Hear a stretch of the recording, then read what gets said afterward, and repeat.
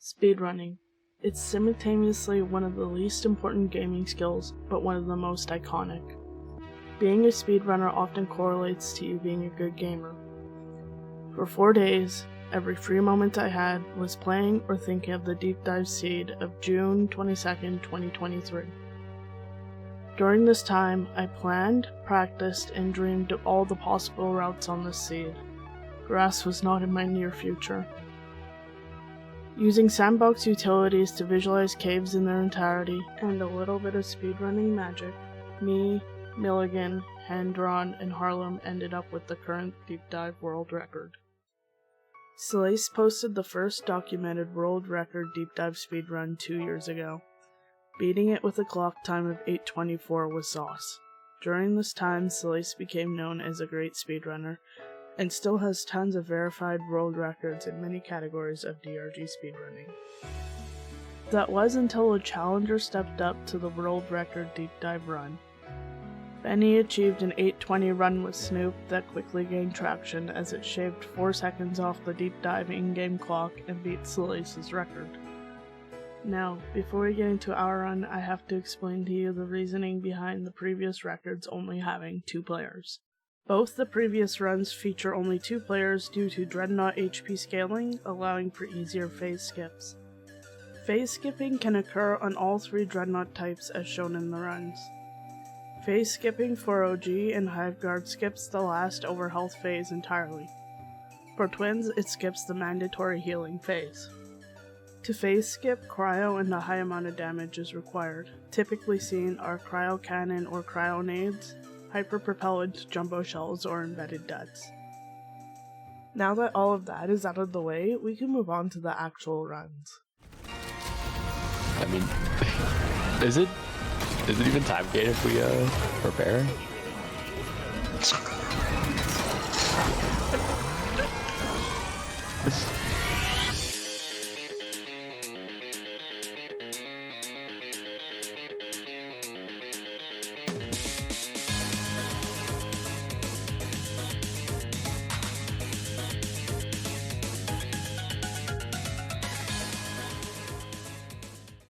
On the first day of planning this deep dive, me and Millie sat down and tried to see if doing a world record run would even be possible on this seed. We faced 2 major roadblocks: time loss due to black box and to point extraction. The black box location was located in a great spot right off the drop pod ramp. The map for point extraction was quite large and the Aquark were in pretty inconvenient locations. At this time, we knew we would lose a minimum of 3 minutes and 30 seconds due to the seeded objectives. This was on top of any game-scripted time loss, an unfortunate barrier to all speedruns in DRG. Upon loading into any mission, you must wait 12 seconds for the doors to open, and after pressing any button to end the mission, you have to wait approximately 30 seconds for the drop pod to actually land before aborting. But H2, if you abort, you lose the mission! Well, no, this is not the case. Aborting a mission after being in the green zone allows you to advance the in-game time to the next stage of a deep dive or to the end screen of your mission. The total amount of time we lost in our runs to those conditions was approximately 5 minutes and 36 seconds. You can take the neurotoxin grenades, that's pretty good. It might be hard as shit for us to see. A few moments later. Okay, yeah, I don't know about this. If I'm being completely honest with you. You gotta have faith. I don't think I can't. During our time with Q, we tried a bunch of different roles and builds for our 4th slot.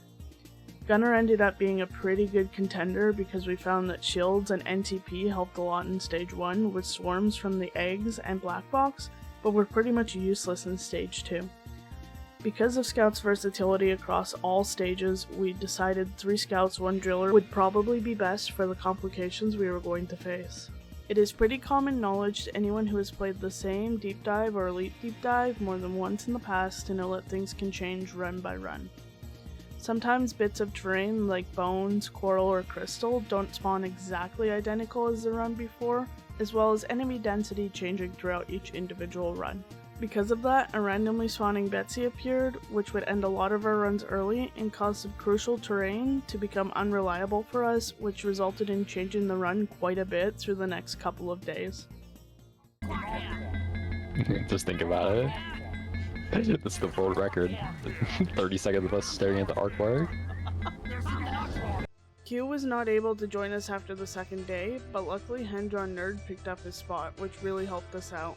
With Handy, we had a few runs that were close to beating Benny's record, our closest being 8:29.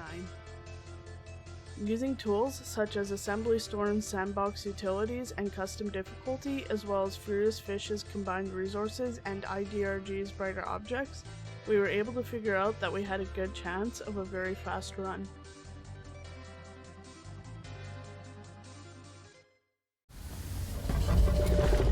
Hello, Ghost. Goodbye, Ghost. Goodbye. The build I used for this was BAABB Snowball and CCABB Mega Power Supply. Originally, I had planned to use EPC because of the containment field, but then ended up switching due to the sheer amount of jellies that would spawn throughout all the stages. After getting out of the drop pod and going to the black box, I would turn around and kill the jellies. This made it significantly easier and faster for the scouts to not get slowed while pulling eggs, which would then allow them to get to the black box quicker and help build or defend. Both Snowball and Ice Spear have unique properties to them that allow you to charge and shoot their projectile while interacting with E. This allowed me to continuously build the black box with minimal interruptions. The biggest threats that would end our runs early were jellies, oppressors, praetorians, and Betsy. The real skill needed for team point extraction is recognizing where people are behind and then helping them in a way that you do not impede on what they are doing. One small mistake with helpful intentions can ruin an entire run. My route for stage 2 was to immediately turn left out of the drop pod, drill up through the first quark, and then drill through the second quark. After that, I would mine 60 Morkite, juggle on a quark back, and depot everything. While mining my Morkite, a Praetorian blocked me in, which caused me to lose a considerable amount of time on my route. In the end, we were 10 seconds faster than any of the runs we had done before. It is important for me to note that stage 1 only had time to lose, while both stage 2 and 3 had time to gain back. When Molly has no terrain to stand on after being deployed from the drop pod, she essentially teleports down to the nearest possible place for her to stand. The hole diameter with Driller's drills is just big enough with perfect alignment to allow Molly to quickly get into a cave below. Looking back through the footage, the routing for Driller could have been much faster. After dropping Molly into the final cave, there's a thin wall that shares Morkite to both sides with a short run to the egg beyond it. For this to be a meaningful change, everyone else's run would have had to be faster, as my egg gets into Molly with the last bit of Morkite from a different route. In the end, it's really hard to manage and optimize a run for 4 individual people. Looking back, it's easy to see things we could have improved upon, not just the execution of the runs, but also better planning and routing. For the winning run, I did the drill perfectly, even though Molly wasn't able to drop all the way down with the tech, and I got to my egg faster than I had on any run before. Millie just had to not miss the clip. You guys gotta die right now? Oh shit.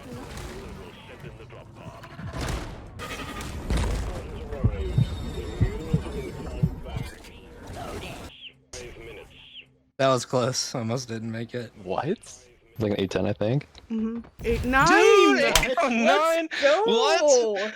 We got the quark home. There's Oh hard work my, here. that's so funny. Subtracted time because we got it. Oh, That is what I did, yeah. We spent Bonus 5 timing. seconds by getting me a quark. Doing these runs brought me back into playing the game with my friends, and seeing them have such a good time was truly rewarding.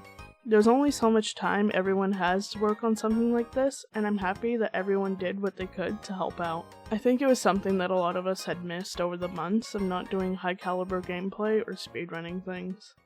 Before this video ends, I'd just like to say thanks for watching, and that I'll be posting more gameplay review videos in the future. To get updates, join the Discord, like and subscribe. Also, I stream, it's twitch.tv/TheRealH2O.